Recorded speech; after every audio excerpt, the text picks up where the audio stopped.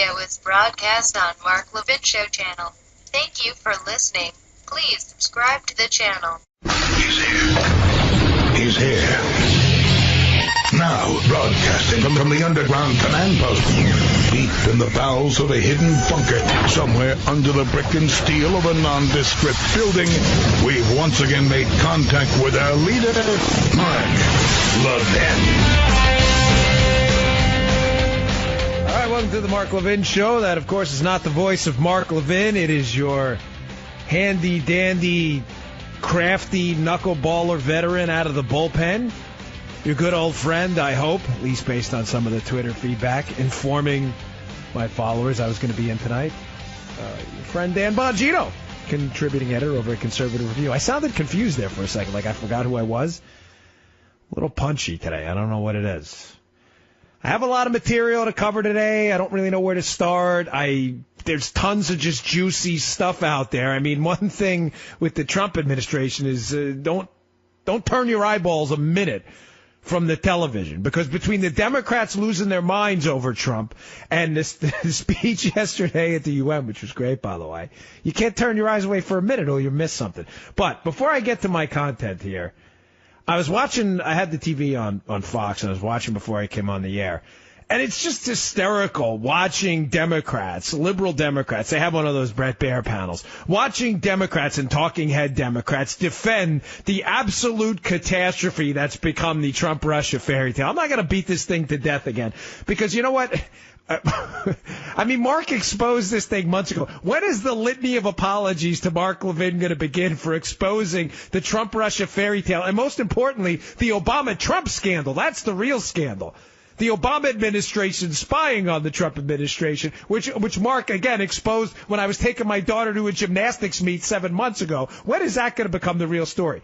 But getting to my point, it's comical, hysterical, ridiculous, absurd. I mean, I'm running out of adjectives and adverbs here to describe these kooks on the air, these talking heads. Defend this.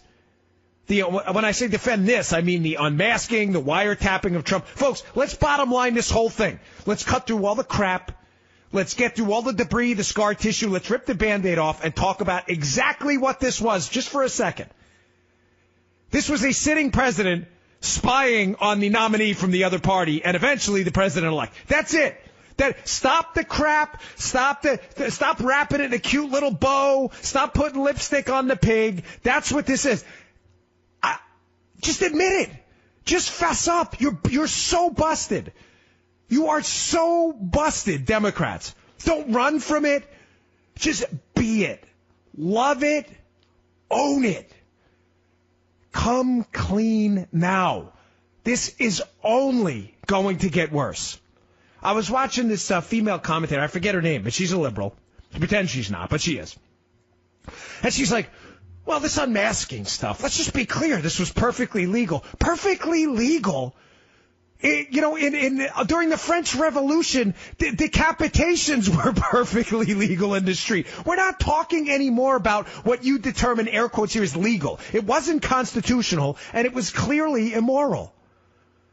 Watching these people rack their brains for reasons to try to support a sitting president spying on the president-elect of the opposite party is just fill in the blank. Outrageous, incredible, the destruction of the constitutional republic. I mean, what's happened with this is unbelievable. You had the Obama administration caught in multiple lies. Listen, it's like, you know when your kid, like I have a 5-year-old. Any of you got kids out there, like 5-year-olds? Mark's got millions of listeners, so I'm sure I'm talking to a good, healthy swath sample size of people with 5-year-olds or less, right? You know what I'm talking about if you have a 5-year-old, 6-year-old or less. After that, they start to figure it out that they know they're busted, right? But you ever walk in the house and there's like, there's cookie, say they were eating like a chocolate chip cookie and it was melted and there's chocolate fingerprints, handprints on the fridge as they were trying to get in there and get stuff. And you're like, did you go in the fridge and get one of those cookies? They're like, no, Daddy, it wasn't me. And they're your kids. They're 5. They're cute. And you're like, I know they're lying. I know I should tell them not to lie. But this is the Obama administration. It's the 5-year-old with the cookie marks on the fridge saying, no, we didn't do it. This is incredible. Do you understand what? You just better own this. This is not going to get better, Libs. Seriously, I didn't want to talk about this. I was just watching before I come on the air, and I'm scratching my head like at this liberal talking head. Just get it over with. Pull the Band-Aid off. You know what? Go listen. We really suck. This was a really, really bad move. I believe in the Fourth Amendment. I believe in the Constitution. And although this may have been technically legal by using FISA courts and all these manipulations of the system to reverse engineer a wiretap on the president-elect and the major nominee from the opposite party, this was just wrong. I can't defend it. Say what you want. You can stick with your Democrats. I love my Democrats. That's great. But this was just wrong. You got to come clean, Libs. This isn't going to work for you. This is not going to end well. Where do you think this is going to go? Your administration was spying on Trump. They're like, oh, we weren't really spying on him. They were spying on people who were talking to him. Oh, okay. Oh, that makes it so much better. Thank you. Now, for those of you who've never heard me here on the show before, I fill in for Mark a lot. He's gracious enough to let me man the microphone, along with some very talented other folks, one of which I'm using a sound cut from tonight later on. But I was a federal agent. I know the process here. I'm not beating you over the head with it. This isn't one of those, hey, look at me. I was a federal agent. Wow, it's so cool. Who cares? Nobody cares. I'm on the radio now. That's all you need to worry about. But it is important for this conversation. You know how hard it is to get a criminal wiretap on people? Well, they got a criminal wiretap apparently at some point on Manafort and had to dump it due to lack of evidence. And then they go back to a FISA court where you don't need probable cause for a crime. They went back. This seems to me like you're hunting for a person, not a crime. Guys, ladies, this is very dangerous. I've seen the awesome power of the federal government to take away freedom. And I cannot imagine what would have happened if someone, with the Secret Service, we investigated counterfeit and financial crimes too. We didn't just do protection. I can't imagine what would have happened if someone would have walked into our office, say it was connected to us, I don't know, local cop we knew or someone we work with on protection missions. He goes, hey, he walks into the office where I worked in New York and he said, hey guys, I need a favor. I got this guy down the block in my neighborhood. I ran against him for the HOA president and I lost. This guy's a real, he's a blank of, you figure it out, right? And I think he's dirty and up to no good, but I'm not really sure. And I haven't really seen any crimes committed or anything like that, but I'm pretty sure this guy's dirty. I need a favor. I need you to go find the crime on this guy and arrest him so that I can be the HOA president. Now, if you're listening to this story going, oh, my gosh, that would be horrible. Imagine using Secret Service agents to go lock up a guy who was an enemy of a friend of the Secret Service because they just wanted to get him to be the HOA president. That's what happened here. That's what's going on. Do you think Manafort, who's fighting back so viciously right now, is doing so because he's terrified of this criminal investigation that had a lack of evidence? My intuition on this is he's fighting back because he knows they have nothing. I didn't even want to spend as much time on this, but, I had a conversation yesterday I was on with Hannity before, and I said to Sean on the air, and I'll say to anyone else involved in this, if you're involved in this and I would sue personally. If you've been unlawfully surveilled by people, I would sue personally, not the government. Sue these people. I get it. They have defenses. Of course, they're going to be indemnified. But just to make a point, because this is unbelievable.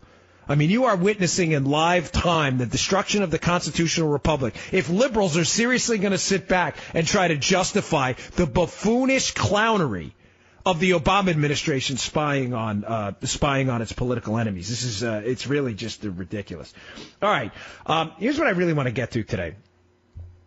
So there's a piece up on Drudge from the Hollywood Reporter. I tweeted it out. It's it's a couple lines down now on Drudge, but it's about the NFL and I don't want to do the whole show on the NFL, but it's important I touch on this because it speaks to a larger issue with liberals. And for those of you who've heard me before in the show, I really like the why they do what they do, bigger, larger explanations behind why liberals do what they do, because there's always a reason, and it's never the reason they say. If they tell you they want to get you health care, it means they want to control your health care. If they tell you they want to increase your taxes, it's not because they want your money, it's because they want control of the economy. If they wanted more of your money, they'd actually decrease your taxes. That's not what, the liberals always have a back-ended reason. Always. And there's something going on with the NFL right now in ratings, and that's not a mystery. Everybody kind of knows the NFL ratings have been going down badly. They dropped something like 14% and then 17%, and they were using the hurricanes for an excuse, and now that there's no hurricane, the ratings went down again. And so they did a poll, and in the poll, no mystery to any conservative listening, 30% of people who responded to the poll said, I'm not watching the NFL anymore because I can't take these guys kneeling during the national anthem and disrespecting the country and the flag. Folks, listen to what I just told you. That is a poll of actual viewers of the NFL saying they are not watching the NFL because of Colin Kaepernick and their anti-American protests. Their words, not mine. It's an actual poll with actual numbers you can actually read with your actual brain, okay? Liberals are freaking out about this poll. They're freaking out. They're having a meltdown. They're developing all kinds of alternative explanations. They're trying to avoid this poll. They're saying, well, it's the lack of scoring. It's that the game isn't violent enough, whatever, which is interesting because liberals want the game played with they want touch football. They want like flag football. Liberals can't stand the contact sports. They want everybody to be playing, two-hand touch. But there's a reason for this. And on the other side of the break, I'm going to explain this because it's really important you understand this to get behind the psychology of the modern liberal. I'll give you a little hint here.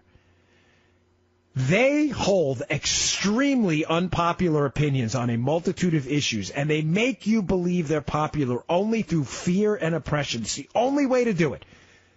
It's the only way to do it. That's why they are terrified of this poll, because their position is that, listen, America stinks. We're a force for bad in the world. Everybody should stand against America. And when they did it and the NFL's ratings dropped, now they're clamoring for a reason why it's happening, which is not due to the kneeling protests, because that doesn't fit their narrative.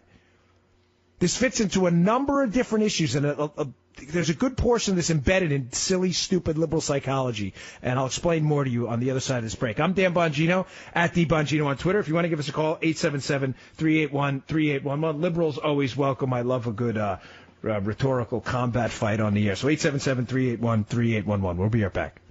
Mark Levin.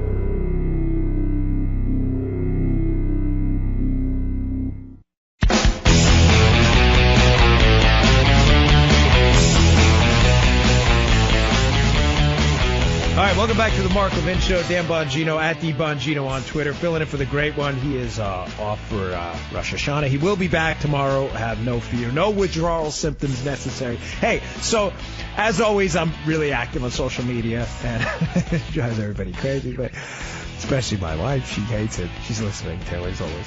But, I love it. And, of course, I get, tweets and stuff. And during the break, I got a few of these from our liberal friends. I'm not going to say who, but because then they get offended, which really drives me crazy. It's like, don't tweet me then. It's social media. Fellas, liberals, I know you have a tough time with this, but just a note. If you tweet at me on social media, it's not an email. People can see this, okay? It's social media. People can see it. You can email me, go to my website, and no one will see that. I promise I won't screenshot it and fire it out there. But if you tweet me, I'll see it. So I'm getting tweets and like, well, and we're gonna take a call in this a little while. I don't want to steal us thunder the caller. We'll take them after the break. But the gist of it is, well, what's the problem with this investigation? We don't know what they're gonna find. Okay, yeah, all right, I love that. That's great. Supporting the monopoly force power of government and supporting open investigations into people. You're admitting yourself you have no idea if they did anything wrong just because you don't like their politics. Yeah, that's a great idea. That is awesome. Let's do that. Let's flip the script on you in 2020, as a matter of fact. God forbid this guy loses in 2020 to some like Bernie Sanders type loony radical leftist, right? When that Bernie Sanders wannabe, or Bernie Sanders himself, God forbid, wins, right? And he's the president-elect for that 10 weeks between when Trump were to leave and Sanders were to, God forbid, get in, right? Let's flip the script. Let's just open an investigation. I'm absolutely sure at some point we're going to find something. I'm sure of it. I'm sure we're going to find that Bernie Sanders at some point may have ripped a mattress tag off a mattress. Or even, folks, even worse. This is really bad. Bernie Sanders may have jaywalked at some time as well. It's a crime. What are you saying? You're doubting me? What are you laughing? You think this is funny? This isn't funny. He committed a crime. Now, I don't know that, to be fair to Bernie, I don't know that Bernie jaywalked. I'm guessing. I know I have. But folks, do you see the problem here? Liberals, how do you not see this? No, I'm being serious for a second. Please, cotton out of ears, cotton in mouth for a moment, libs. Because I know that's, the cotton's always in here. You don't want to hear you need safe rooms and crayons and stuff when people talk to you, and express conservative ideas you're not comfortable with. But you're cool with this. You're cool with the government opening open-ended investigations into people on the hope that one day you'll find something? I've got news for you. You will always find something. I promise you, this is a big audience. I promise you, on my life, I mean that. This is serious here. Every single person listening to this show has at some point in their life committed some crime that's prosecutable. You're like, no, not me. No, I haven't. No, I promise you, you have. At some point, you have violated some statute somewhere, knowingly or unknowingly, and if the government wanted to dig that up and find something on you, they would get it. I promise you. And you're okay with that. The reason our law enforcement infrastructure in the United States investigates crimes, not people, is because we don't want an arbitrary and capricious government that targets people. We are supposed to target crimes and criminality that are affecting the public at large when there's a complainant. When the complainant is basing their position on politics, not on being the victim of a crime, you don't see this as a problem? When you walk into a police station, you say, I was robbed, you are the victim of an actual crime. When you walk into the Department of Justice and say, I was robbed of an election victory like Hillary Clinton and the Obama administration, you don't get to prosecute the people that won. That's not how the justice system works. That would be called the injustice system. You don't see this as a problem? If you're going to call and defend it, you better have a really good reason, because this frightens the heck out of me. I'm Dan Bongino, at DBongino on Twitter. In for the great one. Give Mark a follow, at Mark Levin Show as well. We'll be right back.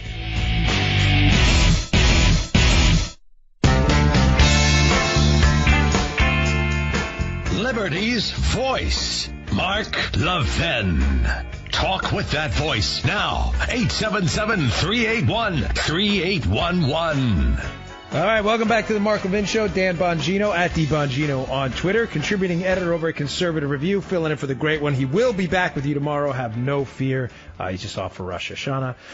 So before the break, I was talking about this, Trump-Russia thing, and I didn't forget where I was. I am, so to say, not a trained broadcast professional as many, but I did not forget my thing in the NFL. We'll get back to that. I'm really just flabbergasted that libs can't just fess up and say, hey, man, we really screwed this Russia thing and this spying scandal up. Libs love slogans, right? Bush lied, people died. It's all they do. They have liberalism is a slogan. Like, it's a cheap, silly, stupid bumper sticker. They don't have anything else. We should start, stealing their tactics, and we should start the sloganism too. Obama spied, Susan Rice lied. Why don't we repay the favor? Folks, that's what this was. The President of the United States, his administration, spied on the guy they lost the election to, or their party did. It's no more complicated than that. Stop trying to dig, stop trying to make fetch happen. It's not going to happen. The president spied his administration on the Trump team, and folks, we still don't have a reason. Now, I'm going to get to Chris, he's from Gainesville, Florida, in a second here, who says he disagrees with me, a caller, and if you want to call, 877-381-3811. But don't you think, with all the leaks, with all that's happened, with all of the deep state efforts to destroy the Trump administration, that by now, finally, some reason would have leaked why the Obama administration was spying on Donald Trump's team? Nobody knows.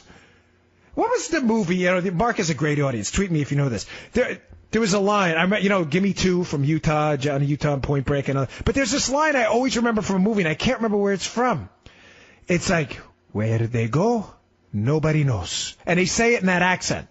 Do anybody know where that's from? I remember this from where they go. Nobody knows. I don't know where that. It drives me nuts. But why am I bringing this up? Because what's the reason? Nobody knows. Nobody has any idea. Nobody has any idea to this day what the reason is. They ordered pizza one night, and I had a side of Russian vodka. There was definitely a reason to spy on them. Nobody has any idea. We've heard a million different things. Jaywalking, Russian spying, Moldovan server farms, Martian moon landings, bogus hair products, fake tanning cream. There's been 1,001 reasons given. None of them are legit. They're all made up. No one has produced yet a reason why the Obama administration spied on Donald Trump's team. Nobody. And it's just hysterical. I'm serious. I remember taking my daughter to a gymnastics meet down in Fort Lauderdale. And I'm driving her down there. This is 6 months ago, at least, if not more. And I'm listening on Sirius to Mark on Fox News. Levin, your show, his show here. The guy you should be listening to. He'll be back tomorrow. And I'm listening to him on Fox News on the weekend describe the New York Times and the hack media's own headlines about the spying, and then how they're calling. This was great. I mean, folks, I get it. I fill in for Levin. Like, why are you kissing Mark's butt? I don't care about it. And Mark doesn't care about it either. He did not even ask me to cover this. He did not communicate on this with me about this show tonight at all. But it's hysterical that Mark was using the media's own headlines about Trump being wiretapped, literally reading headlines as the media called Mark a kook for saying that Trump was wiretapped. He was reading their own headlines. Here, folks, this is like the craziest time ever we live in for politics. It is like, it's bizarro Superman land. It really is. It's like everything's upside down. Forgive me for using the same analogy, but it's just so funny. It's that Seinfeld episode where George does everything backwards and it works out for him.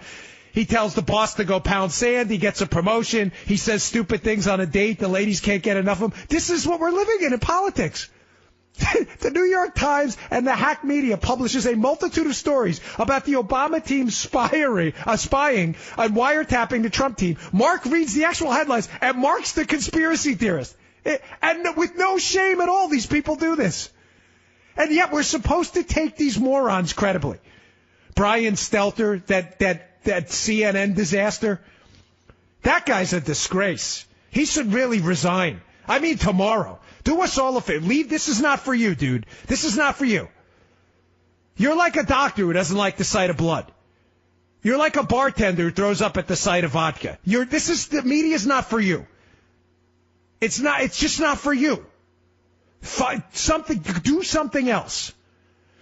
All right, let me take this call here. Let's go to Chris, who disagrees with me from Gainesville, Florida. Chris, so you think I'm wrong about this. Make a case, but you better make it a good one because I have very little tolerance for garbage. So go ahead. I feel like maybe, so I've been listening to the talk radio all day long, and it seems like there's a little bit of like a victory lap going on here that I think might be a little bit disingenuous because, we have to remember that Mueller did not start. So, liberals think that Mueller started his investigation under the guise of trying to destroy Donald Trump. And conservatives... Wait, Chris, time out. That's not what I said.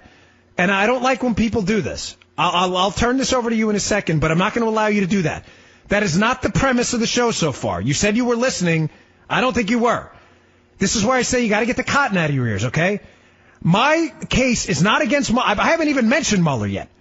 My case is against the Obama administration unmasking and authorizing wiretaps against Trump and his team. That is my case. I've never mentioned Mueller. You're mentioning Mueller. We're not going to do that. So do you have another point? Because that's not a legitimate one. All right, so let's go straight to the point then. They wiretapped Paul Manafort, who is not a good guy. How do you know that? Wait, how do you know that?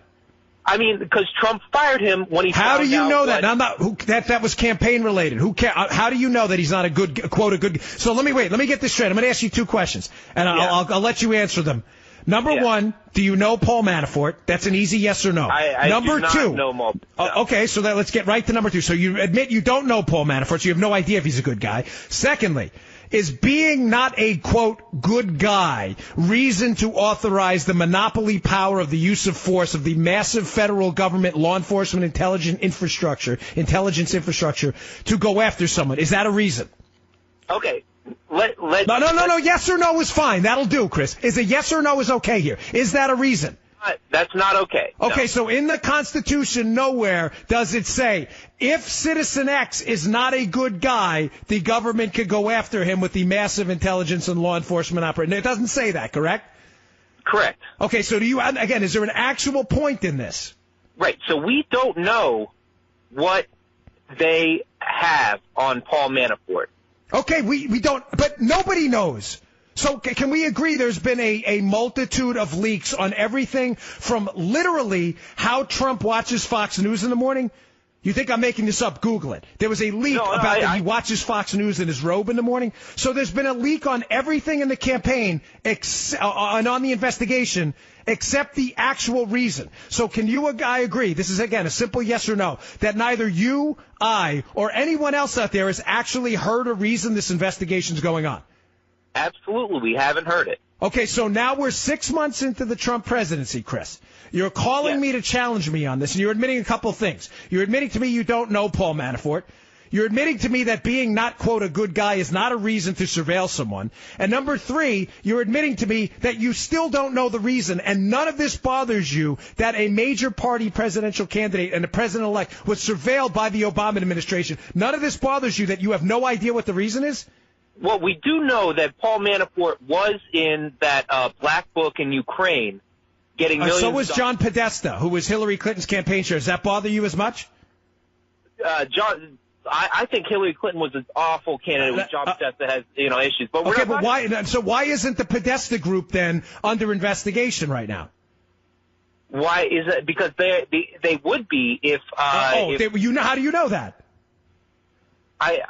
Chris, listen, I'm trying to be really generous with you to give you, but is there a point in this? Because you're doing what liberals do when they call. You say you're an independent, I don't buy a second of it. You're making points that are just silly and trying to pique people's emotions. He's not a good guy. That's an emotional point. It's not a reasonable one. It's not a legal point. You're saying things that make no sense. You're basically saying that this is okay. Obama spied, Susan Rice lied. Obama spied on Trump, and you haven't given me one reason yet, constitutionally, legally, emotionally, or any other reason why this is okay.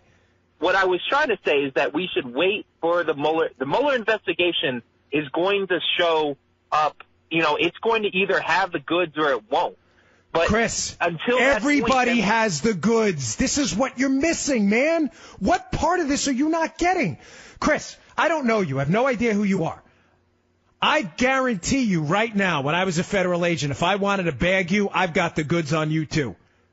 You think I'm kidding? You think I'm making that up? You think I can't find something on you?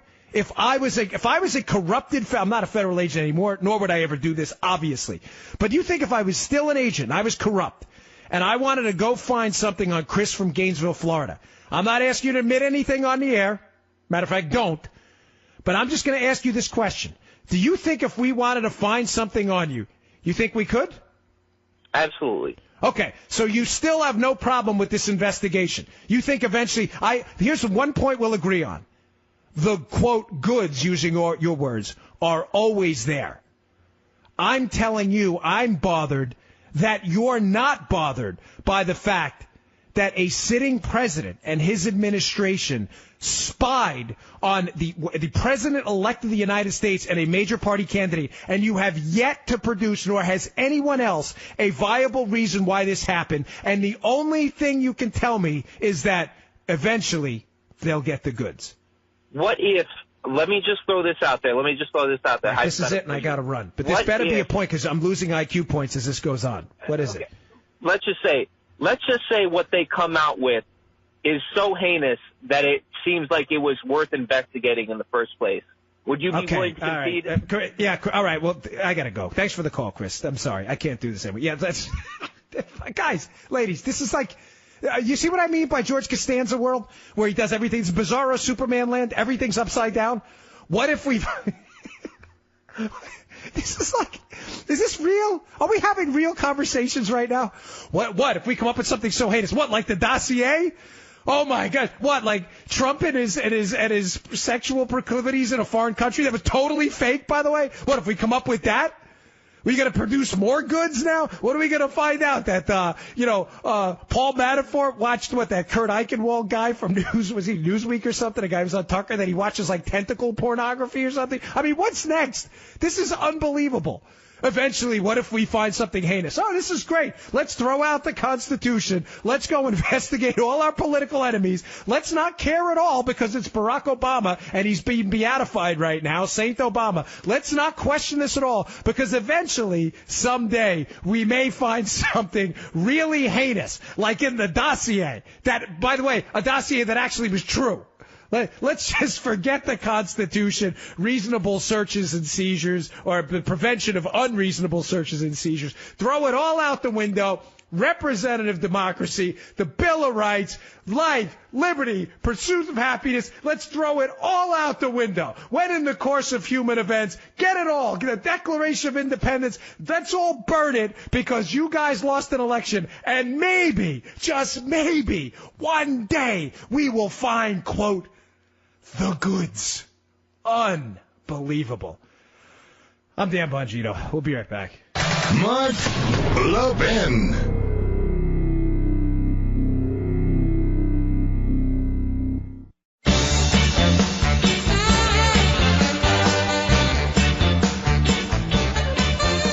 All right, welcome back to the Mark Levin Show. Dan Bongino at the Bongino on Twitter, contributing editor of a Conservative Review, filling in for Mark. He will be back with you tomorrow. Hey, before I get back into the content, I am like I'm a little claustrophobic. For those of you who don't know me personally, so those who do, you know that about me. I hate being enclosed. My office is so packed with crap, like I can barely move.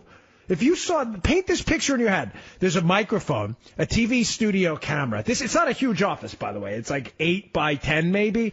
There's like 50 different computers in here. I don't even know what half of them do. A studio set up a camera for cable news hits in here. I don't even know what this stuff does. There's wires. It looks like Frankenstein's lair here. I got a fan going because it's hotter than Hades because all these electric equipment here. It's like burning me down, like melting here. I'm melting like Wizard of Oz. There's sound protection falling all over the place because they got it on cardboard backing because I don't want to hang it on the walls. I got Mevo cameras, iPads, a phone off the hook because it rang once during a show.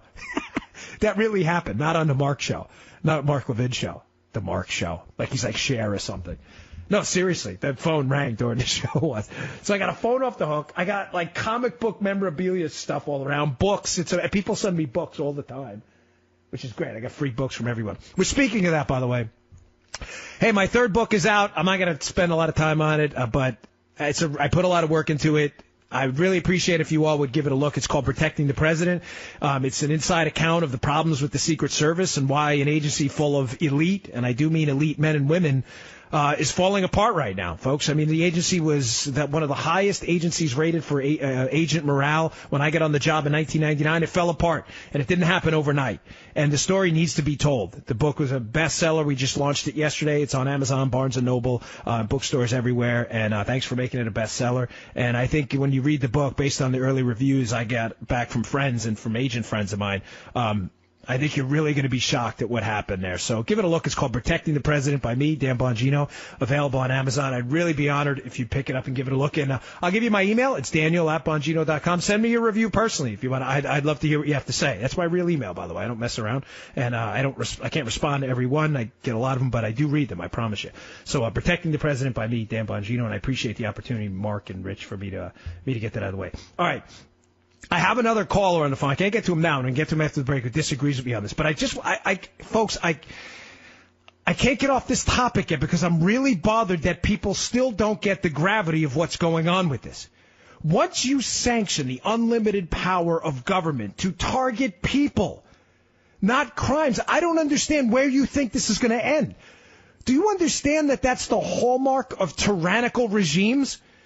The very hallmark of the Soviet Union, of the Cubans, of the Venezuelans right now, the very hallmark of what they're doing is the targeting of political opponents, and later, if you listen to the caller before, finding the goods later. The goods meaning the crime and the investigative material. That's not the way it works, folks.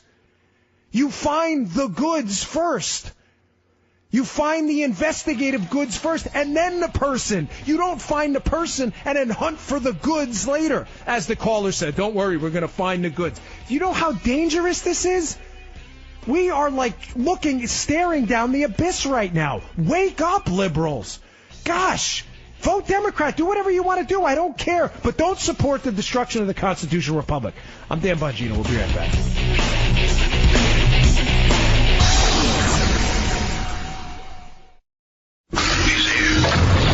He's here.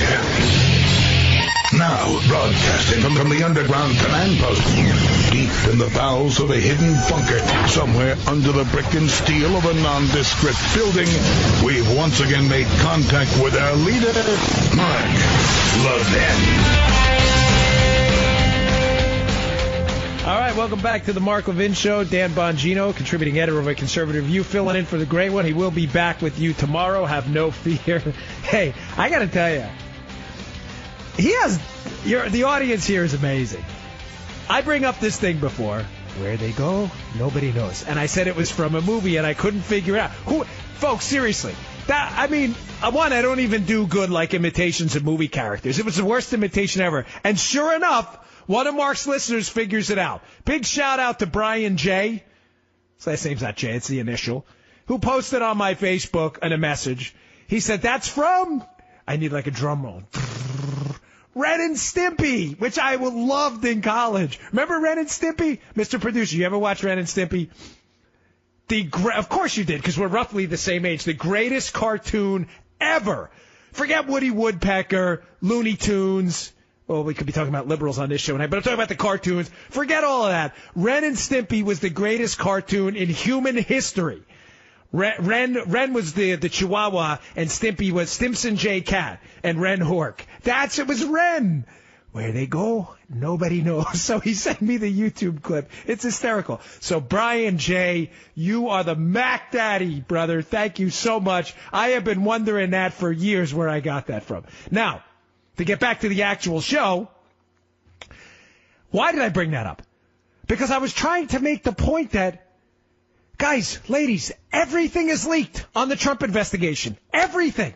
On the Trump-Russia X-Files fairy tale, everything is leaked. Trump's pajama choices, his choice of food at night, what kind of hot dogs he likes, how he watches Fox News, everything on this thing is leaked. People have leaked every detail of this thing out there.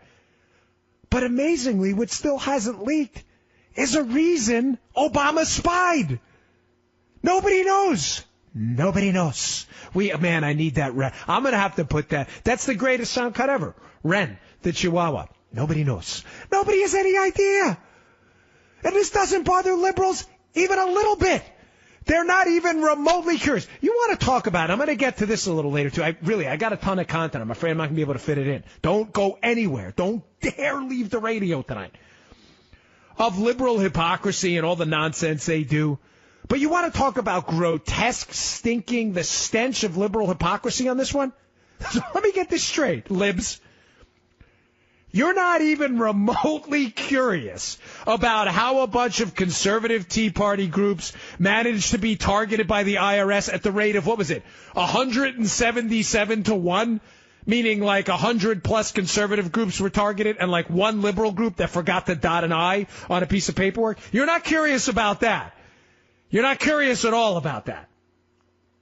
You're not curious about Fast and Furious at all, why Eric Holder was held in contempt of Congress. You're not curious about Benghazi still to this day. You go, well, there were congressional investigations, and we still don't know the answer. We still have no idea. No one to this day, and I challenge you on Twitter, anywhere else to tell me otherwise. Where was Barack Obama the night of the attack? Where was he?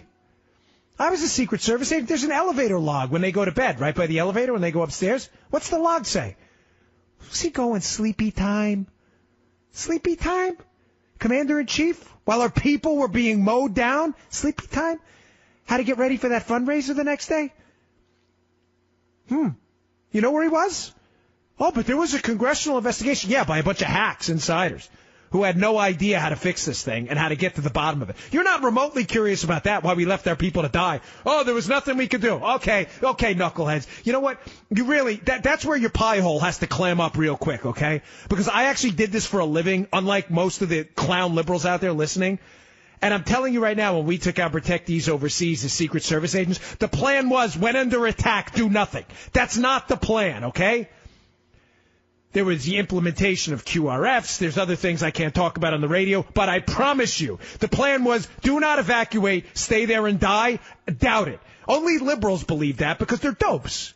That's what liberals do. They do dopey better than anyone. They're like experts in dopey. They're 100% successful in the implementation of dopiness in their lives. They're not remotely curious about why our people died. The AP scandal. How Obama wound up targeting a bunch of reporters. And the Obama administration. Nobody cares about that. But now, all of a sudden, libs are so curious about the inner workings of Paul Manafort's financial situation, who, by the way, was lobbying along with Hillary Clinton's campaign, director, John Podesta's brother. Now you're curious. Now you want all the details. And as that caller in the last hour said, now you want the goods. You know, I'm sick of you frauds. And all of you out there should be too. You wonder why America gave you the double-barrel middle finger? And while we won the popular vote, he wasn't running to be governor of California, folks. Okay? You lost everywhere. Everywhere. You got smoked in this election. You got humiliated. Yeah, you racked up a bunch of voter fraud votes. You won in the coast, and you won in a couple of cities that are collapsing in New York and California. Nice job. You lost everywhere else.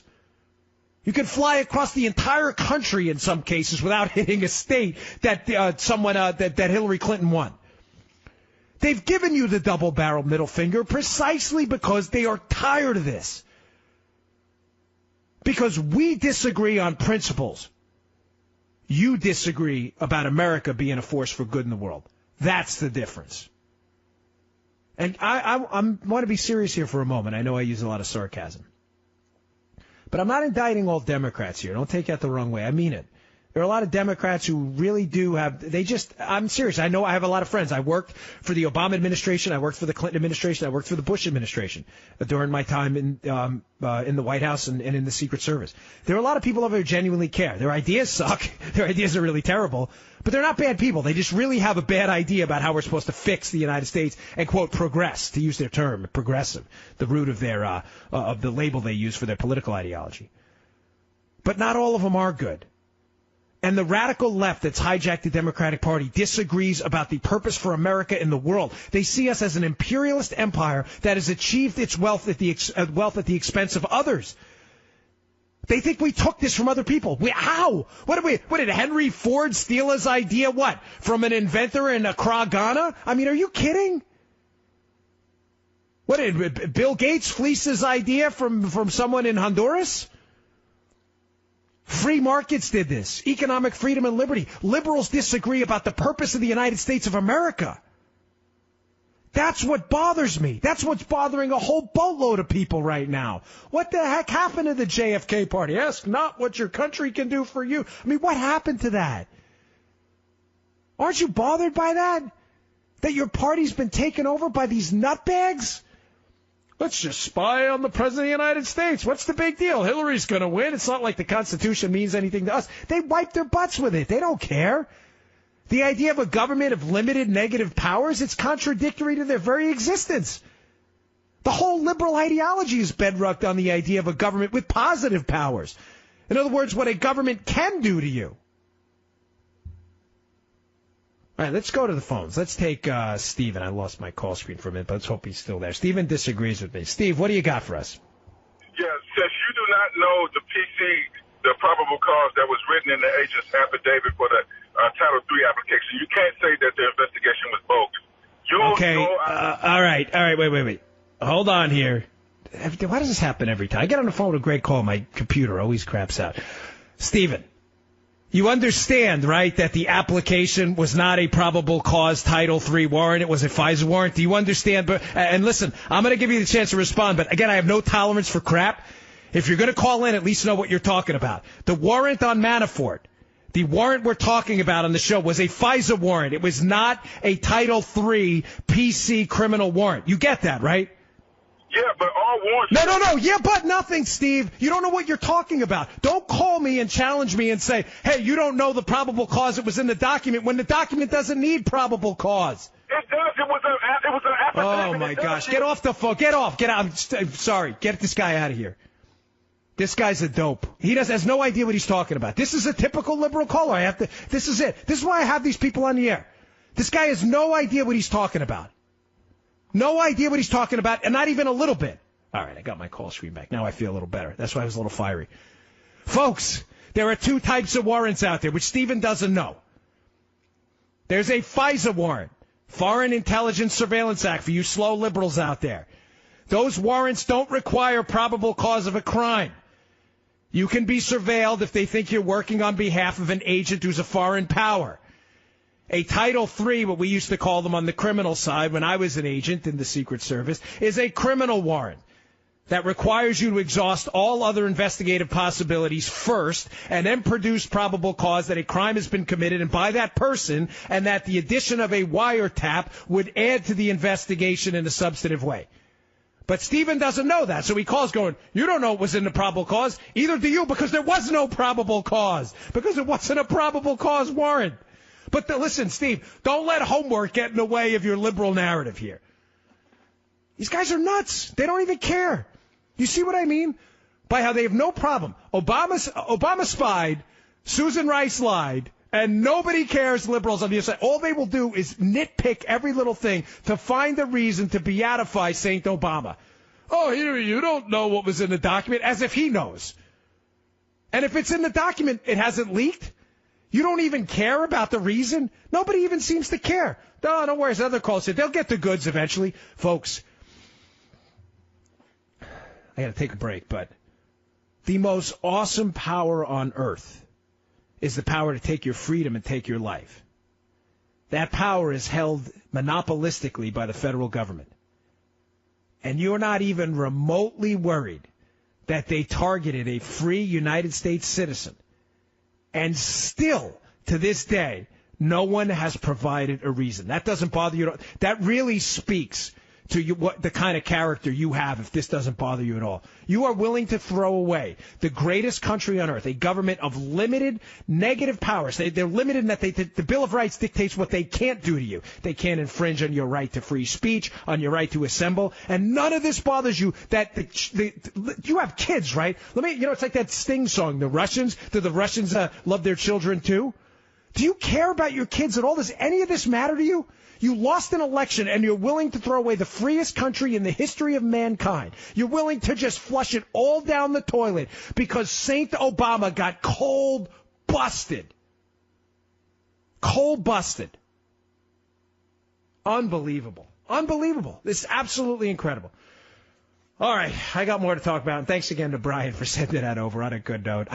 Ren and Stimpy. Who knew, right? I watched that in college. This has been bothering me for 20 years. All right, I'm Dan Bongino, at DBongino on Twitter. We'll be right back. Mark Levin.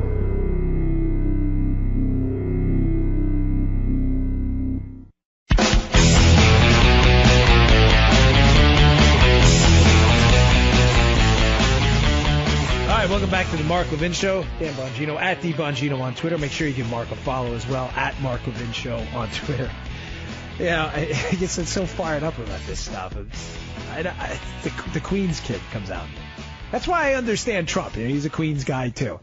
He's got his position on trade is kind of, busted. It's not really great. It's wrong, actually, economically speaking, but I genuinely like the guy. I understand him. I mean, that's how we were in Queens. Last time I subbed for Mark, I explained that. Queens is a tough place.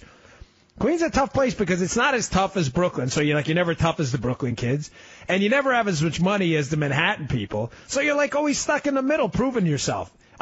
Listen, I'm dead serious. That is the Queens. Anybody listening who's from Queens knows exactly what I'm talking about right now. Trump's from Queens. He's the Queens guy. It's that character from, What is that movie? Usual Suspects, right? Remember that? Was it Kevin Pollak? Now, it's not Kevin Spacey. I know, he was in the movie, too. He was the Kaiser Sose guy. I get it. But Kevin Pollak was in that, too. And, they remember when they were interrogating him? And we could put you in Queens on the night of the robbery. He goes, I live in Queens. You figure that out yourself? Or you got a team of monkeys working around the clock? That's the Queens mentality. I get Trump. I totally understand. I just can't understand, and I'll take a call on this on the other side of break. So, Shane, hold on there from Indianapolis, because he's got a point I wanted to bring up, too. And I didn't forget my stuff in the NFL. Have no fear. I'll get back to that. I didn't lose my spot. But, folks, what is happening at DOJ? Listen, I love Sessions, okay? I really do. I think Jeff Sessions is a really good guy. And I understand he's in a pinch with that recusal, which I thought was a bad idea. But what the heck is going on at DOJ right now? Why can't we clean this thing up?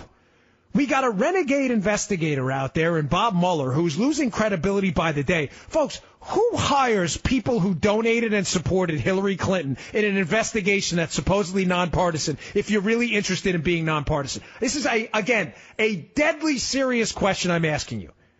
If you are even remotely interested in a nonpartisan, fair investigation into the Trump-Russia X-Files conspiracy theory, the ridiculous, nonsensical, made-up, fabricated fairy tale, and you're remotely interested in getting to the truth, who the heck goes out and hires a bunch of Hillary Clinton donors?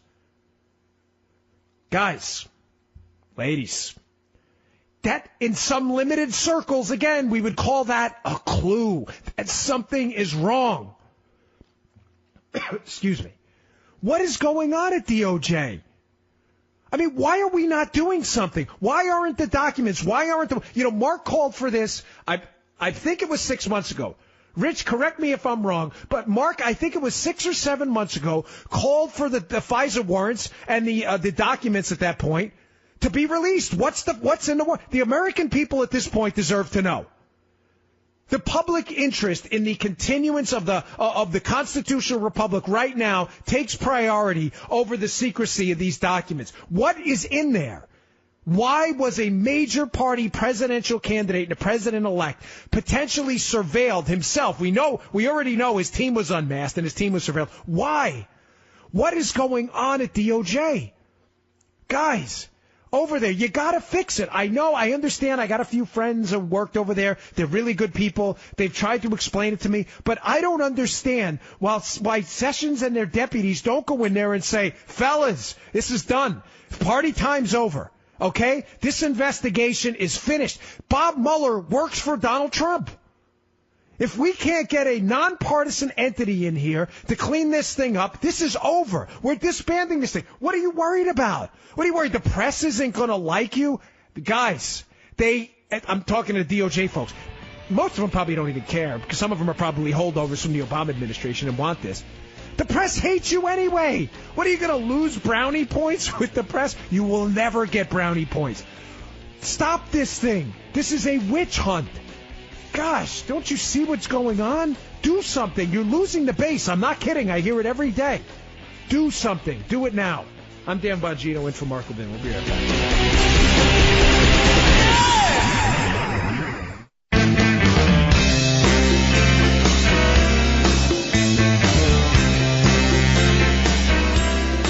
If you want to talk to Mark, we have two numbers for you to call. For regular Americans, call 877-381-3811. For liberals, call 877-381-3811.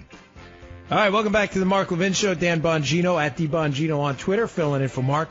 By the way, if you haven't picked up a copy of Mark's book, Rediscovering Americanism, do yourself a huge favor and go out and do it today, like right now. The book's amazing, and one of the reasons, read it slow. I was lucky enough. I'm totally like bragging on myself. Like, I got an advanced copy of this thing, which is great because I got to read it before it came out. And you got to read it slow. You can read it fast; it's readable, but go pick it up. Rediscovering Americanism. And here's the reason.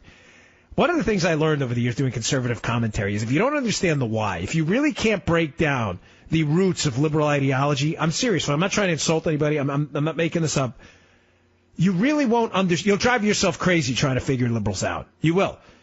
But when you start to uncover the roots of their ideology, everything makes sense. Everything. It all fits into the same exact template. They just repeat, wash, rinse, repeat over and over and over again. Men in the women's bathroom, get the playbook out. Colin Kaepernick kneeling on the sidelines, get the playbook out. Mark explains it. Not the Colin Kaepernick situation, but the roots of all of it in his book. Go check it out. Read Discovering Americanism. It's definitely worth your time. All right, now, I didn't lose my place, I promised you before, with the NFL. What's going on? The playbook is being taken out again. And what's the liberal playbook? The liberal playbook is this. We have to detach people from the idea that America is a good and benevolent place. Because if we allow normal people to believe that, and they start to figure out the reasons why, then we will not be able to empower the state. That's the simplest way I can describe this for you. It's a little more complicated, but in essence, that's what liberalism, radical leftism is. If we allow people to believe America's great, they will start asking why. When they ask why America's great and the reasons become obvious, we have no future. Because here's a hint, folks. It wasn't the state. It wasn't minimum wage. It wasn't men in the women's room. None of this made America great. It wasn't the Great Society. It wasn't the massive growth of the welfare state. It wasn't the growth of entitlements. None of this made America great. So the entire liberal effort is always to distract you and to keep you focused on America's sins, as if we're the only country in the world with any kind of sin, which is laughable at best. So they have to keep you focused on the fact that America is a failure. It's an imperialist empire. Yeah, we're wealthy and we're prosperous, but the way to distract you from the obvious, because you know how you live. Because you live here. You're like, I have a car, I have a flat screen, I have a cell phone, I have an iPad. This is great. You know, folks, I've done a lot of traveling in my prior line of work. I got news for you. We are the exception, not the rule, okay? Not everybody lives like this. Most of you know that. Liberals probably don't, okay? They have to distract you from that. So they want you to focus and stay focused always on the fact that America is an imperialist empire that is, its gains are ill-gotten. Everything we've taken from others, which is utterly absurd. Now, that overall platform, basically that America sucks, that's what they think. They have to have you believing, though, that that's a popular position. And the way they do it is through fear. They indoctrinate our kids through that rotten triangle, the media, academia, Hollywood. That just, the stench of the three of them, that indoctrinate into our kids, whether it's through the culture or academics or through constant media coverage, the failures of America, and they start to believe it. And they need you to believe this is a popular position. Because let me explain this to you. Just simply. If you understand this is a fringe position, you will treat people who hold the America sucks position as a fringe element. And fringe elements are treated with mockery. Look at those kooks. We don't pay any attention to them. They can't have that. So through fear and through intimidation and the indoctrination of everyone, they make you believe that everybody feels that way. Therefore, you don't want to be, here's a good example. You don't want to be the dude at a dinner party, right? Who goes into the dinner party unsure of how your comments are going to be received. When you go into that circle of people you just met at some kind of foie gras eating cocktail party in Washington, D.C., you better be damn sure if you go in there and you go, hey, Obama sucks, that everybody raises their hand and goes, I agree. Because if they don't, you're going to be thrown out of that place, right? Liberals have everybody believing through their control of the media, through their control of academia, through their control of Hollywood and the culture, that fringe positions like America sucks are widely held. And therefore, through fear, they have that guy at the dinner party apprehensive about saying anything to defend America because he thinks everybody holds that position, even though they don't. Why am I bringing this up? Because in the beginning of the show, I teased the story I want to talk about, why this NFL thing matters. Folks, the NFL is in shambles right now. Yes, it's still $1 billion enterprise. But there's an article in the Hollywood Reporter on Drudge today that if they were to lose, this 10% of their audience that they're losing, if this sticks, You're talking about hundreds of millions of dollars lost, and investors are taking note. This is from the piece. This is not my opinion. This is just read it yourself. Now, here's a quote from the piece, The Hollywood Reporter. They did a survey asking people why they are not watching the NFL in the numbers they were in the past. I'm just reading to you The Hollywood Reporter, not some bastion of right-wing values, okay? Here's a quote. That survey indicated 30% of the viewers who watched less football in 2016 than they did the season prior said they did so because they were offended by players protesting the anthem. Guys, ladies, gents, I'm not making that up. I'm not quoting to you from Conservative Review or Breitbart or the Daily Caller or anywhere else. This is from The Hollywood Reporter. How does that correlate to the dinner party analogy I gave you, where the fringe position that America sucks is widely accepted? Liberals reading this and they're panicking. They don't know what to do.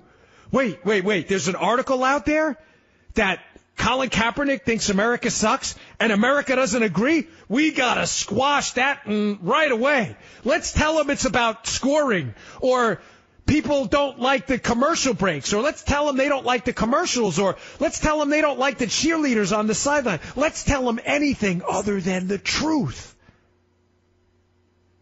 They do this with everything, making you believe a fringe position. Let's disrespect and crap all over the American, the national anthem. Let's crap all over America. This is widely held. Everybody believes this. Liberalism cannot survive if you don't believe that. The Democrat Party could, but not liberalism. Liberalism is bedrocked in the idea that failures are institutional, and that institution is liberty and freedom in the United States government as it exists now. That cannot be considered a benevolent force and correspond with the existence and progression of liberalism. It can't.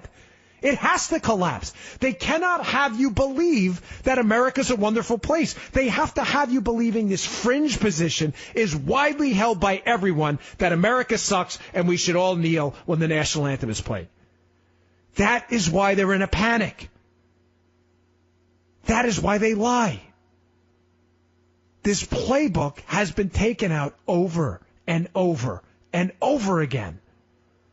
They did this with men in the women's room. Biological men in the women's room. Folks, this was never... Has anyone ever talked about this? What do you remember? For all of those who stormed the beaches of Normandy... That was like a weird sound effect. I don't know if I could put a cough button in here. I got to get one of those. Do any of you who stormed the beaches of Normandy and Utah Beach, like my grandfather as well, do any of you remember, like during that time, going home and going, I think it's probably a good thing that if a man thinks they're a woman one day, that they should be able to use the woman's room. Do you ever remember having this conversation up until recently? Ever? Have you ever asked why? Like why this just became an issue? Because the Democrats are married to anger politics. Ironic coming from a guy like me, right? Those of you who know my history, right? Read my Twitter profile. You'll see what I mean. But ironic it's all they have is anger. Anger at the United States. If anger at the United States doesn't work, anger at conservatives. How do you get conservatives angry? You divvy up people into boxes. Black voters, Hispanic voters, immigrant voters, union voters. And you tell each of those groups the Republicans hate you. You have nothing else. They are shamelessly married to this. This is why we had the transgender bathroom issue. This is why it creeped up out of nowhere. They saw a constituency that they needed to get.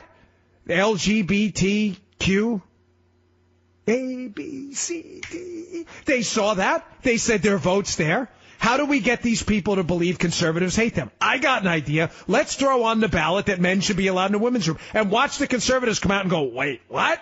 And when they say, what? When they do that, we're going to go, look, you're transphobic, homoxenophobic, misogynistic, racist, phobophobic, philophobic. That's all they have. They don't have anything else. This is how they cordon off America into interest groups and get them to attack each other. Nobody talked about this ever. The playbook came out again. Get people to believe a fringe position is widely held, that men should be allowed in the women's room, and get people to believe anyone on the other side of it is crazy. Think about what I just told you. Get people to believe that anyone outside of the fringe position is crazy, not the people in it. And it works. Because they have the rotten triangle. They have the media. They have academia. They have Hollywood. And they never wake up. But it didn't work forever, folks. And that's why, listen, I endorsed Senator Cruz strongly, and I still love the guy to death in the presidential campaign. But this is why I am absolutely right now hoping that the president succeeds. Because, folks, this battle is not about President Trump anymore. Does he say stuff sometimes you like scratching your head? Of course. Is he the most diplomatic guy in the world? No, he's a Queens guy like me. I totally get it, by the way, as I said before. But do you understand that if we allow them to dismantle this guy through their X-Files, Trump Rust investigation, they're illegal, potentially illegal. I mean, they're spying, they're unmasking this at a minimum immoral and unconstitutional actions. If we allow them to do this, everything that I think people stood for in that last election is over. All of it. It's all gone. It is gone. It is done. If we allow them to win, it's over. There are people out there who feel exactly as I do. They are tired of being told that a position held by the overwhelming majority of Americans, you the listener, I'm pointing at you right now in your car, that you think women should be in the women's room and men should be in the men's room. You are tired of being called a phobophobophile, istophile. That if you believe America is still a great place, despite its sins, that you are somehow some anti-black, anti-Hispanic maniac who believes that police should be hunting black males on the street. You're like, wait, what? What are you talking about? Are you even sane? And people are serious. You're tired.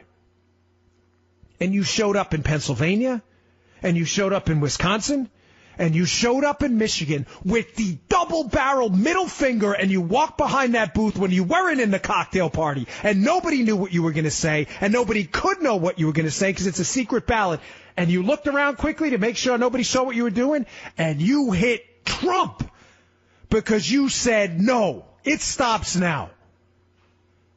This isn't about Trump anymore.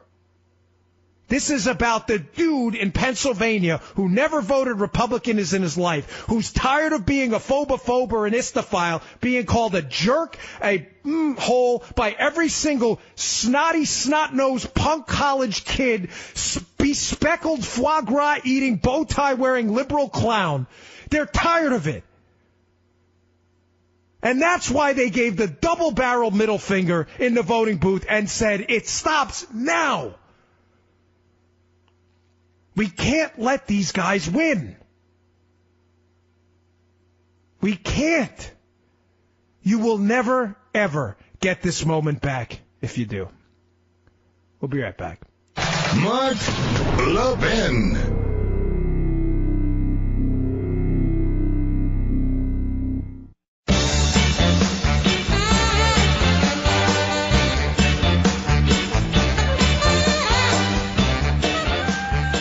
Welcome back to the Mark Levin Show. Dan Bongino at DBongino on Twitter. Filling in for Mark. He will be back tomorrow.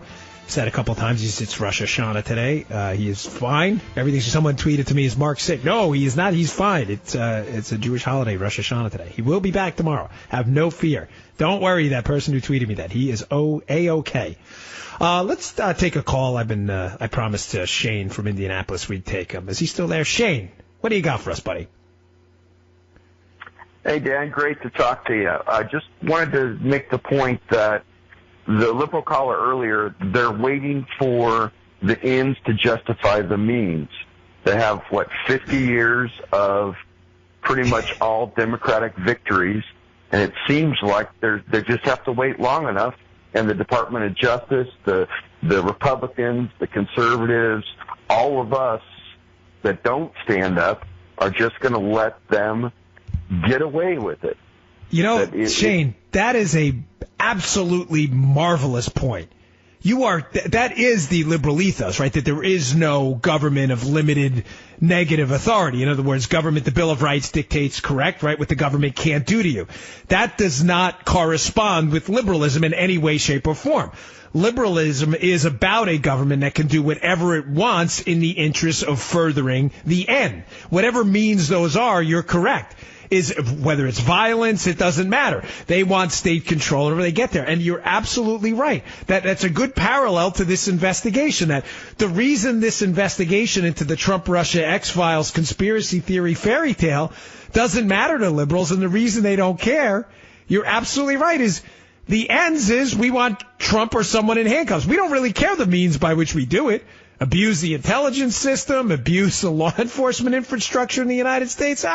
Who cares? Grab a donut, watch the show. We'll get the guy in handcuffs eventually. Meanwhile, they don't care at all about Hillary and her server and all the Clinton Foundation donations. They're not even mildly curious about that. But that's a really good point, Shane. I'm impressed. One scandal after another, and yet we have zero indictments. We have Paul Manafort getting indicted. Where's Benghazi indictments? And if you don't think on the liberal side that that's what I keep saying to myself, if they would just indict one of them, if you don't think those guys are going to roll over on each other faster than rats leaving a sinking ship, you're nuts. But if they never get indicted, if no one ever puts the flame to their feet, they've got nothing to worry about, and they know that. Well, Shane, thanks for the call. I'm up against a break, so I got to run. But that was a terrific call, folks. Just to sum that up in 2 points. His first point was excellent. You're right. That's a great way to explain it. The ends justify the means. As long as they get Donald Trump in handcuffs for ripping a tag off a mattress, they don't really care. It doesn't matter to them. They don't care at all. Ethics go out the window. And secondly, well, we're running out of time. I'll have to get to it on the other side of the break. I'm Dan Bongino, at @DBongino on Twitter. In for Mark. He'll be back tomorrow. We'll be right back.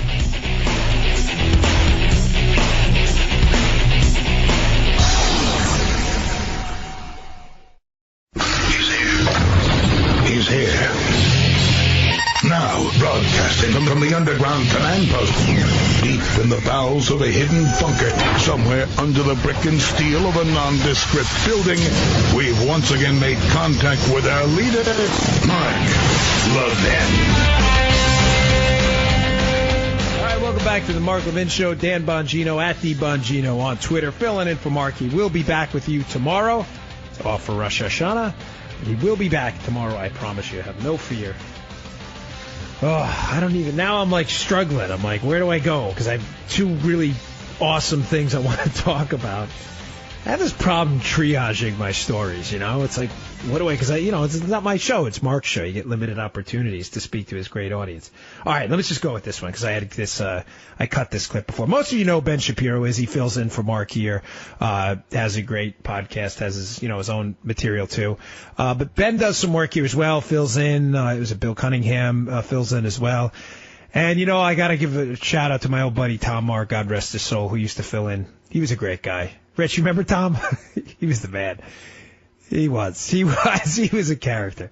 I had to mention Tom. He worked at WCBM. God rest the man. So he passed on. He's in a better place now. But Ben fills in, and I got this clip sent to me a while ago. I promise I'm going to connect this to a story that's come out recently in the news. But this is really important. I thought this was from his speech at Berkeley, Shapiro, where he went recently, and it cost him. It's almost funny. It cost $1.5 million to secure Ben Shapiro. Ben will be the first one to tell you he's not a particularly intimidating guy. He's not like a UFC fighter. He hasn't been in the ring with like the Iceman, Chuck Liddell. He hasn't thrown down with Carl Sonnen and none of these guys or Renzo Gracie or anything like that. He's Ben Shapiro at $1.5 million to secure Berkeley. I thought the speech this clip I have was from there. Apparently it's from a different speech. Doesn't matter. It's a pretty golden Ben Shapiro moment. Now, I want to play this for a reason. It's quick. It's, about a minute, maybe a little bit less. The audio's a little rough because the guy speaking initially is on the microphone. So listen, because it's really important. Now, let me just set this up for you fast. This is a student at a Shapiro speech. And the premise of his question is that Shapiro, who, by the way, is a Harvard law grad, whether you love or hate Ben Shapiro, I like his content. I think it's great. But whether you love him or hate him, questioning the man's intelligence is just kind of dumb on your part. But the premise of this student's question, who sounds like a liberal buffoon, is that Ben is not smart enough because he's not degreed. Doesn't have a bunch of letters, which he does, by the way. He got a Harvard law degree. But he's not smart enough to comment on issues that involve, like, the gay community that are important to liberals. So, Rich, play that cut. So what is your formal education background? So I guess a lot of people don't know what your undergraduate degree is in. So I was at UCLA in political science and then Harvard Law School. Okay. So you don't have, you wouldn't consider yourself an expert in sociology?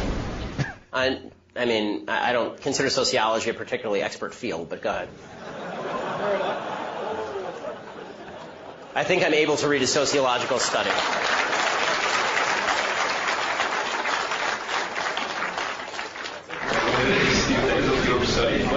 So you're not necessarily an expert. Yes, there are lots of fields of study. Right.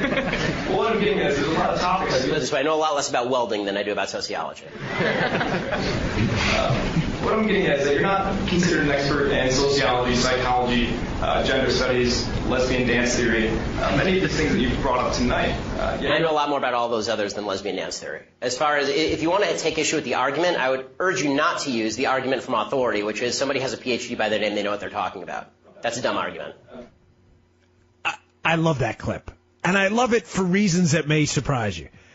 It was a good response by Shapiro, but I love that clip because this student up at the mic, this pretentious little snot, who gets up at the mic and goes, wow, I don't know what your undergrad degree is. Was it not in sociology? Dude, seriously? Like, I was a psychology undergrad. I have a graduate degree in psychology and an MBA. I don't talk about that much because it is totally irrelevant to understanding political issues of the day. Almost 100% irrelevant. But questioning the guy's intelligence and the basic premise, let's set up where this liberal's going. Because what the liberal student doesn't realize, because liberals aren't bright enough to figure this out, is he just dismantled liberalism entirely in his question, and yet he smugly is celebrating his stupid question. What do I mean by this? Think about the premise of his question.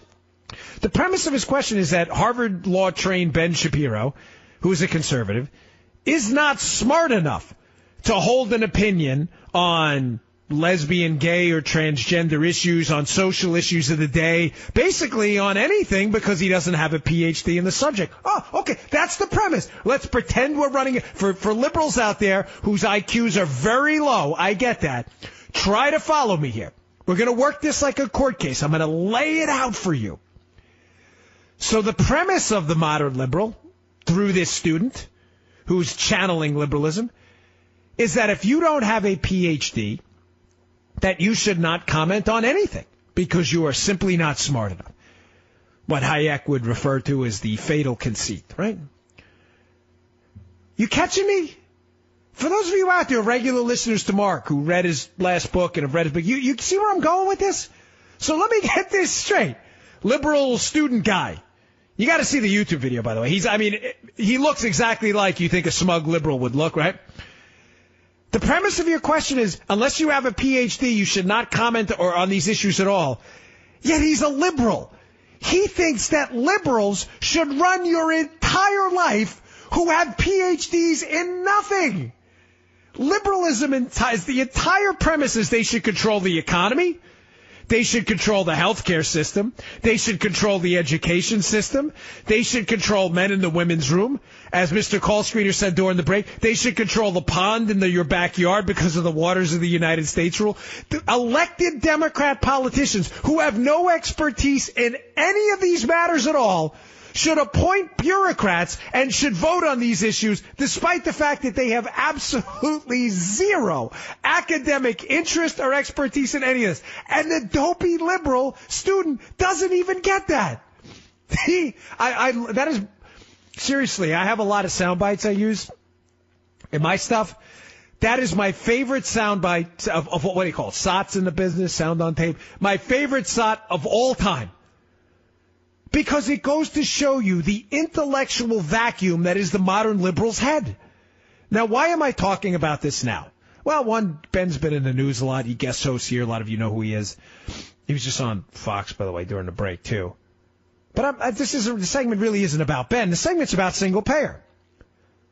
Bernie Sanders, who's losing his mind slowly but surely, the independent far-left senator from Vermont who ran for president, many of you know who he is, of course, is introducing and pushing a single-payer bill, in other words, government-run health care, that is going to be the gold standard for allegiance to the liberal democratic movement in the 2020 election. I promise you, it is going to be, as many commentators have said, and I wholeheartedly agree, it is going to be the repeal and replace. What repeal and replace was for Republicans, in other words, if you didn't say repeal and replace, by the way, most of them lied to us, obviously. We know that now. But if you didn't say we want Obamacare repealed and replaced, there was no way you could win a Republican primary. This single-payer health care will be repeal and replace for the Democrats in 2020. Do you see how this marries up with the kooky liberal asking the question? Let me get this straight now, Bernie. Your liberal buddies, the entire premise of, and don't just say, oh, well, it's just one student. No, believe me, it's not. I promise you, this is what liberals really think. Liberals think that people like Shapiro and me, like a Secret Service agent, what does he know about anything? I don't feel the need to defend myself on that. I don't, because you're welcome to call into. This is a show with millions of listeners. I'm telling you, and I say this with no sense of arrogance at all. I don't care how you take it. I have never had a liberal challenge me any time. Mr. Call Screener, tell me I'm making this up, right? If I'm lying, call me out on the air. What do I tell you during the break? If you get a liberal, put him to the front of the line. Did I not say that? There you go. Thank you. Put him to the front of the line. There are probably 50 to 60 million diehard liberals in the country. Call in any time, 877-381-3811. I take all comers here, all of it, because I know what you're going to say is stupid. And I know that conservatism and that our ideas actually work and that you're just going to make crap up. I know it. That's why I say throw the liberals right to the front. Throw them in there. To bring back the old queens in me. Because what you're saying is crazy. That just like this liberal student who doesn't understand that his question to Shapiro dismantles liberalism entirely. But they don't get that because that's what they believe. That we are all a bunch of stupid intellectual cretins, and if you would just turn it over to elected Democrats who will appoint some PhD in what did he say, lesbian dance theory, that all of it, I'm not making that up, that's in the sound cut, that if we would just appoint those people, the world would be a far better place, and we could get rid of all the great unwashed out there. They think we're all a bunch of stupid hayseeds. Even Shapiro is a Harvard lawyer. He doesn't even have the right to comment. Bernie Sanders is introducing a single-payer plan where government people, government bureaucrats, and elected imbeciles. You know, I heard, this was a line, forgive me again, I forget who said this, but there was a congressman once who said he spent the first year shocked that he got elected and the rest of his time in Congress shocked that everybody else got elected. Listen, I'm sorry. I am a Christian. I'm a sinner like everyone else. I respect you for your manhood or womanhood, and we all have big R rights. You are all touched by the hand of God with life. But that does not mean you're a genius. And these people up on the Hill think they are geniuses. They want to run every aspect of your life while simultaneously saying you're too stupid to do it, while they elect really stupid people on their side who then appoint other people who think they're going to run your entire life and nothing's going to go wrong or we're not going to break anything. That's what single payer is. What do you think single payer is? What, by the way, for those liberals out there, kooks, who believe in single payer, who do you think the single payer is? The government. Oh, the government? What does the government produce? What is the government, like Apple or IBM? It produces like government computers? The government gets its money from who? The government gets its money from you. The joke of single payer, and by the way, the joke is on you. The joke of single payer is you're the single payer while the government's the single controller. While kooky liberal Ben Shapiro question asker asked people, well, Ben, you're not really smart enough to be opining on this stuff. Oh, and you're smart enough to run the entire healthcare system, Mr. Pajama Boy, with your dopey looking hat? You guys are, you figured it all out. Healthcare executives, doctors, nurses, administrators, brain surgeons, they're all too stupid to run the healthcare, medical, and insurance industry. But yes, Pajama Boy figured it out. You did it, Pajama Boy. Good job, Daddy-O. Well done. Idiot. Hashtag idiots. This is unbelievable. Single payer. These people can't get a website up under Obamacare. My wife is a web designer. I kid you not, when that debacle happened, she was like, dude, I could have done this website like at 1/1,000,000th of the cost and half the time. They can't even get a website. You run the whole healthcare system. It never ends. It never ends with these people. All right, I got to take a break. Give us a call, 877-381-3811. I'm at DBongino on Twitter. Give Mark a follow as well, at Mark Levin Show. We'll be right back. Mark Levin.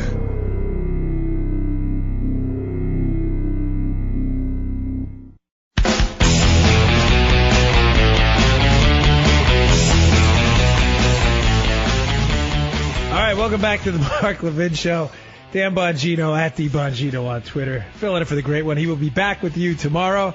He's just off for the Jewish holiday, Rosh Hashanah. Have no fear. He will be back. Hey, thanks, by the way, everybody picked up my new book, Protecting the President. You're cleaning out Amazon as we speak. I kid you not. I checked it during the break, and they're getting more copies in, but you're actually cleaning them out right now. So much appreciated. Thank you very much. You warmed my heart there. All right, do we have a liberal caller here? Is that Chris? I won't take him now, but is that who that guy is? Is he disagreeing with me? Hypocritical to say libs are brainless. No, they really are. Like, it requires no intellectual capacity at all to say things that make no sense and ignore facts and data repeatedly. That's the whole essence of liberalism. That's what they do. I'm going to let the government crack open my chest. Let me get this straight. You support single payer, right? This is the great irony of liberalism. You talk to a liberal, get a few beers in them, they'll tell you how much they hate the post office and they can't stand the DMV. But yet they want to go to the DMV for health care to get a heart surgeon to crack their chest open. Yeah, that makes a ton of sense. That is absolutely great. Everything you dislike about the world, the only interaction you have with government, right, you hate, you can't stand. Everything you really dislike about government is the interaction you have with it, right? Most people, government is an esoteric, otherworldly idea. It is, folks. I mean it. I mean, I live in Palm City, Florida. Seriously, how much interaction do you have down here with the government? I had an air conditioning unit replaced a year ago, and an inspector came out to my house, and I had hurricane shutters put up. That's about it. Oh, when I moved down here, 2.5 years ago, I got my license, and I got a gun permit down here. I got a local permit in addition to my old Secret Service permit, right? So I've had a grand total in 2.5 years of about 4 hours of experience with government. Don't you find it a little ironic that when you're forced to actually deal with government, and it's not some otherworldly, fantastical idea in the liberal mind, that you actually hate it? When was the last liberal you ran into at a dinner party said, you know, that DMV is awesome. I love it. I wish I could spend every moment in the post office and then at the Department of Motor Vehicles next. The interactions you have with government, you hate. You can't, let me get this straight, liberals. You can't stand the cops. You can't stand the DMV. You can't stand anyone that represents government, and yet you want the government to sanction the cracking open of your chest in the event of a medical emergency. Yeah, that's not hypocritical at all. It requires actual brain deadedness. You know, they have that new movie coming up, Flatliners. It's a remake of the old Flatliners. When you're dead, like, that's the liberal brain. It requires no thinking at all. The response to everything is going to be so. When you challenge, I'm telling you, you've already been there, most of you. Their response to anything. This poor guy's not even on the phone. I don't know what he's going to say.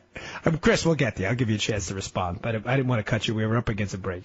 But their response to anything, whenever you throw a fact at them, any kind of fact, almost about anything, like Glenn Davis's batting average for the Houston Astros, will be like, you're definitely a racist. 100%. You're like, what? I'm talking about Glenn Davis's batting average from the Astros. Doesn't matter. You're a conservative. You clearly don't like black people, but Glenn Davis is white. It doesn't matter. You're a racist. I'm a liberal. I don't have anything else. You're killing me here. You're making me think. Single payer. Of course the government can run health care. What does the government run? Well, nothing, but it can definitely handle health care. 100%. We're all geniuses. We're liberals. We can crack your chest open. Do you have any expertise in health care at all? No, but I vote Democrat. And I'm sure the congressman I elected, he worked behind the counter in a deli before we elected him. He definitely can run the healthcare system. He gets it. He totally understands it. These guys are amazing. All right, I'm Dan Bongino in for Mark Levin. We'll be right back.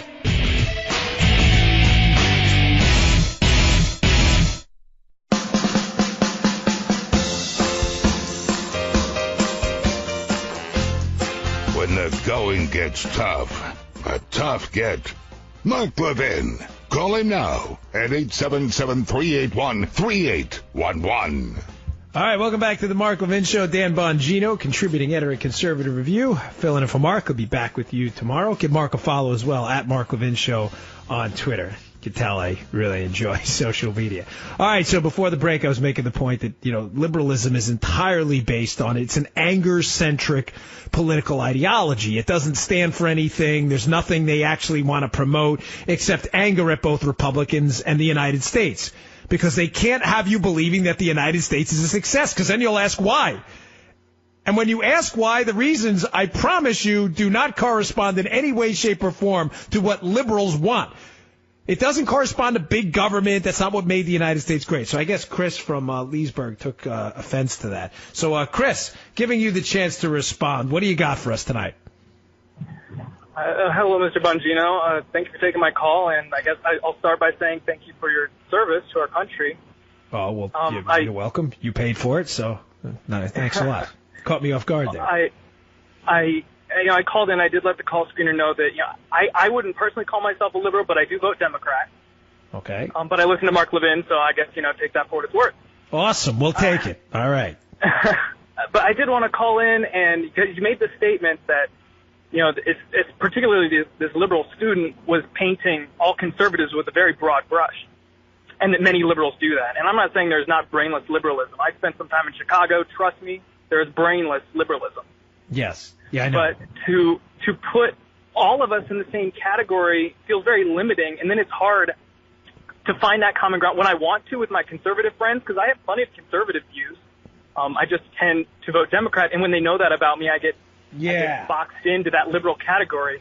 Yeah, you caught me off guard, Chris, because you sound like a really nice guy. And honestly, when liberals call, right, Mr. Call Screener, they're usually like half deranged. So now I'm like, wow, I really like this guy. He sounds like a pretty cool cat. But I do have to correct you a bit. You've been listening to the show, right? Yes. Did you listen to the whole show? No, Okay, all right. See, here's where the disconnect is. You're saying what I've already said. I was pretty clear on now. You listen, I'm not going to bother Rich. We're not going to rewind the tape and bore the audience to death. But I'm pretty clear and was pretty clear that I made an actual point, emphasize it, that I was not talking about all Democrats and not all liberals. As a matter of fact, I made the point that I have a number of liberal friends from my time in the Obama administration and Clinton administration who I think actually care about the country, who just have really bad ideas.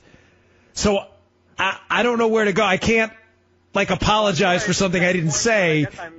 I'm glad I at least got it reiterated then. No, Chris, listen, I mean this. You sound like a really, really cool cat. Like, you listen to Levin, so you got to be a cool cat. And you sound like a guy who's open-minded. But I don't think you hate the country. I do think, though, that there is a growing, sadly, far-left radical wing of the party you vote for that is taking your party over. I mean, I listen to the speeches of John F. Kennedy sometimes on taxes, and they sound Reagan-esque.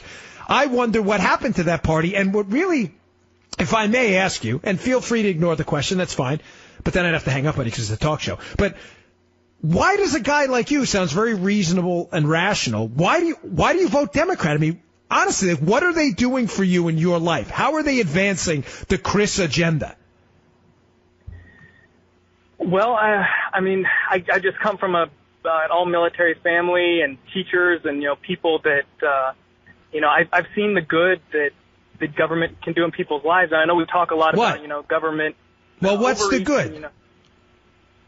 Well, there's a lot of public school teachers out there that are really impacting children in a positive way. I can say but that that's for a lot not of my government. Those are there are teachers in Catholic schools. My kids go to private. They're doing the exact same. That's not government. You're talking about a vehicle for paying them. You're not talking about government. Those are just people out there that are teaching. Teachers in private schools do the same thing. Matter of fact, charter schools in New York that are not subjected to strict government rules on how teachers are paid, hired, or fired are outperforming public schools by a landslide. So if the case you're making, I'm not trying to be a smarten with you. I'm not at all. I'm just asking the question, okay, so your point is that Democrats do good things. I vote Democrat. I vote Democrat because teachers are really good and are doing good things. I will make the point to you and back it up with actual data and research that teachers who work outside of government rules and regulations are performing even better and doing more good things. So how does that correspond to the Democrats are better here? Well, you caught me in the rub, because I would say my more conservative leanings are what you're talking about. I agree on the government overreach. I can't believe that Bernie Sanders got the audience that he got. So it honestly, to be perfectly honest, it probably does come down to social issues on a lot of things. Yeah, I mean, and I listen, I get that. I vehemently disagree, especially on the life issue. I don't know where you stand, but I don't understand. I don't understand that. I get how people would have a different opinion, but I am adamantly pro-life. But what I don't get about the social issues as well is, are you interested in the facts and data on that either? Like, I get it that they're emotional topics, and leaving aside abortion for a minute, move into something else like gun control. Like, why would a guy like you sounds reasonable? What is the facts and what's the data set you're basing? I'm assuming, are you a pro Second Amendment guy or anti? I mean, what's the data set you're basing on? I'm always confused, how liberals come to this conclusion that somehow taking the guns out of the hands of law-abiding people, because we can both agree criminals don't care, right? That's why they're criminals. Like, can we both agree on that? Right. Like, I don't understand what you think a new law is going to do. Like, can you explain that away? Like, so you said the social issues. Explain that away. How does a Democrat come to that conclusion that more laws are necessary when old laws did absolutely nothing? Yeah, well, that's why I don't think I'm the best caller for this, because I'm a gun owner and I support the Second Amendment. Man, Chris, listen, I mean this is a compliment. Mr. Call Screen, I think you'd agree. This is the worst liberal caller ever. And believe me, I'm not being a smart guy with you. I mean that as a serious, sincere compliment. You are because most liberals, far left radicals who call, usually are total knuckleheads, completely unreasonable, and don't have any points to make at all. You seem like a super smart guy who has his head on straight. So listen, I gotta let you go. That's my point.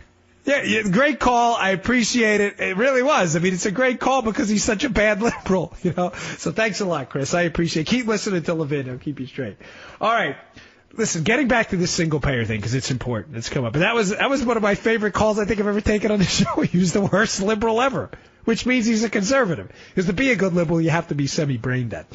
All right. On a serious note, I know I use a lot of sarcasm. But I was talking about the single-payer thing before, which is really government-controlled health care, and Bernie Sanders' initiative to push this, which is absolutely outrageous, which is going to be the 2020 barometer for success in the Democratic presidential primary. Believe me, all the serious candidates are going to vote for government-run health care, despite the fact that government cannot even give you a driver's license the right way at the DMV. Now, something happened last night that really got under my skin. I got to be very delicate with this, and I'm not doing it to dance around it or to be PC. I'm doing it because I really mean this emotionally. Jimmy Kimmel last night, most of you know him. He's a pretty popular late-night radio TV show host. He does that show, what's it called, Jimmy Kimmel Show? I don't watch those shows, so it doesn't really matter. But you know who Jimmy Kimmel is. Kimmel's got a big audience.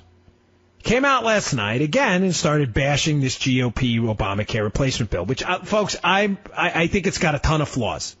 I think it's better than what we have now because it can't get any worse. But I really wish we did something a little. I don't have time to go into the nuances of the bill.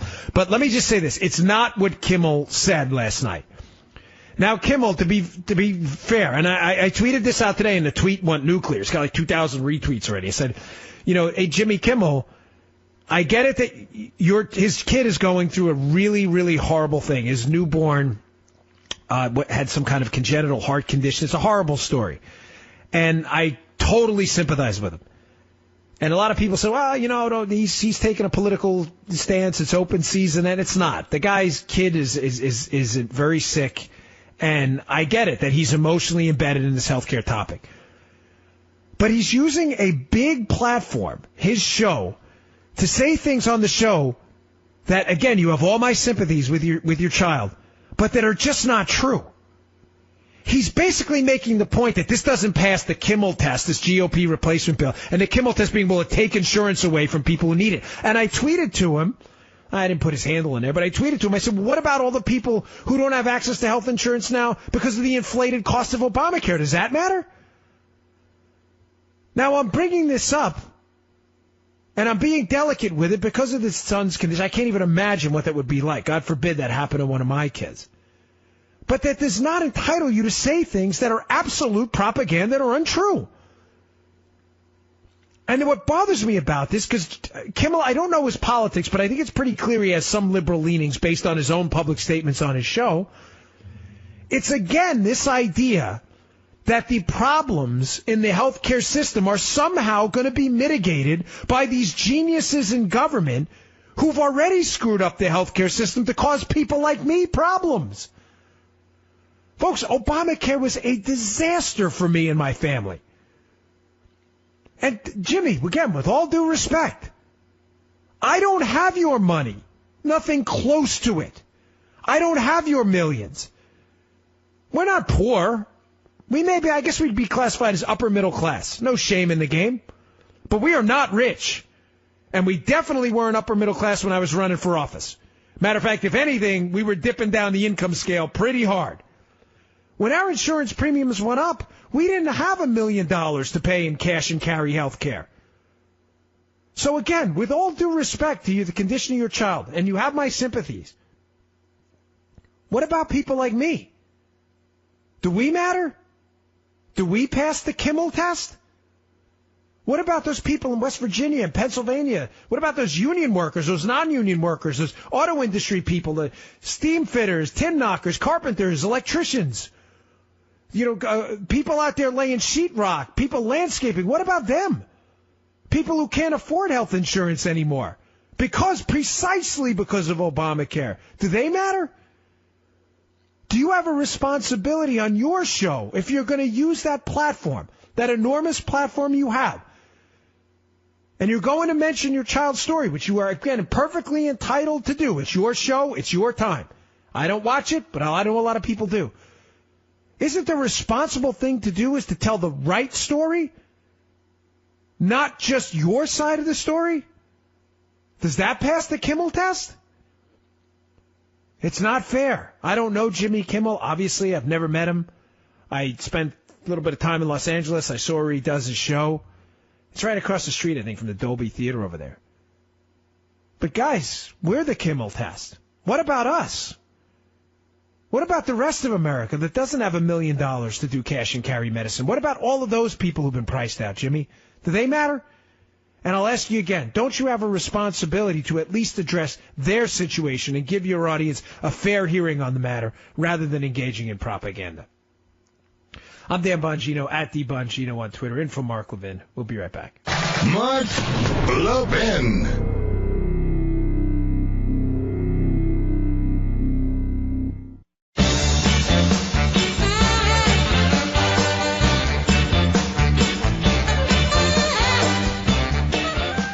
All right, welcome back to the Mark Levin Show. Dan Bongino, at DBongino on Twitter, filling in for Mark. He will be back tomorrow, taking off for Rosh Hashanah. I can't believe it. During the break here, I got cable news on here. I'm watching Fox, and we got third graders now kneeling for the national anthem. What I tell you about liberals?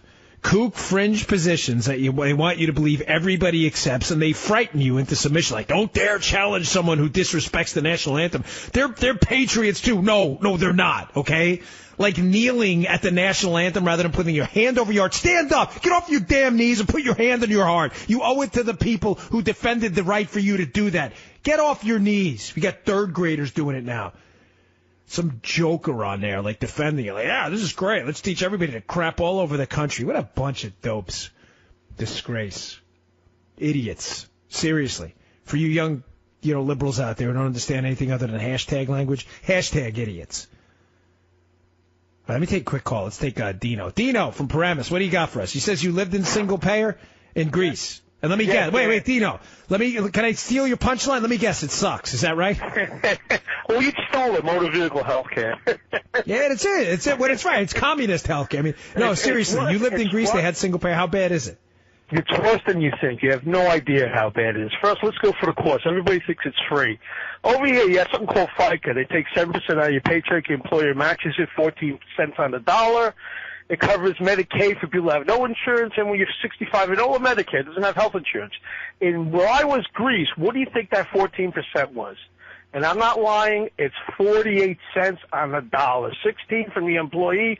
The employer doubles it another 32%, which he Wait, Dino, clearly you're lying right now, Dino. I'm lying. I'm really lying. It's free. Dino, this is free health care. Liberals said it's free. It couldn't have cost 48 cents on it. That's not possible. I had 10-week payroll. I needed another $5,000 a week for payroll tax just for the government health care. Another thing. They have, in every town, there's healthcare police. What do? They go check businesses to make sure they have no any people are off the books or so on, because they need their 48 cents a dollar. And then they go and find wherever there's a building being put for construction. Dino, does Black Lives Matter protest the healthcare police over there in Greece? I'm just asking, just throwing that out. Listen, you have to hear this. They go around to see if there's any new construction or this or that. And to give you an idea, before you get a building permit, you have to go to your healthcare government thing there and give them an assessment what you get a bill, because they know what a square foot goes for. And you have to pay 50 cents on the dollar for the projected labor that you're going to pay. So if you're paying, let's say you build a $300,000 house, you have $100,000 labor, you got to pay $50,000 healthcare. And they'll give you 3 monthly payments to pay it off. And I am not joking. No, Dino, believe me, I know where you're going. I appreciate the call, Dino. Unfortunately, up against the end of the show, I got to let you go. But folks, I have a little kind of skit I do over a Conservative Review. I have this thing called, Steve's Dictionary, where we whip out a dictionary to help liberals, because they need help. I mean, because seriously, like, they flatline in brain activity, and I'll do this thing sometimes, right? Liberals, free health care for everyone, free college. And I go, well, let's get the dictionary. Let's go get the Steve's Dictionary out. What does free mean? Like the absence of cost. You understand, right? None of this is free. It's actually grotesquely expensive, because now you're not only paying for health care in single-payer health care, and you're not only paying for college in a university system run by the government, or a public education system K through 12 run by the government. You're paying the teachers, and you're paying the government to administer it too. None of this is free, folks. It's a liberals focus group tested talking point to sucker you into believing that this stuff is without cost. Hey, listen, I really appreciate you all tonight. Thank you for the great calls, the great tweets. If you want to give me a follow, I am at DBongino. On Twitter, my website's Bongino.com, and I work at Conservative Review. You can see my material over there. And thanks to everyone. I sincerely mean it. You really did some unbelievable work. We picked up my new book. It's called Protecting the President. It's available on Amazon, BarnesandNoble.com. Just came out yesterday. Thanks for making it a bestseller here on the show. Mark's got a great audience. And make sure you pick up Mark's book as well, Rediscovering Americanism. It's really, really a terrific book that describes the why of liberalism. Again, you can check me out on Facebook, too. I am the verified page. That sounded so fancy. Dan Bongino. Otherwise, I'll see you all soon. Thanks for tuning in.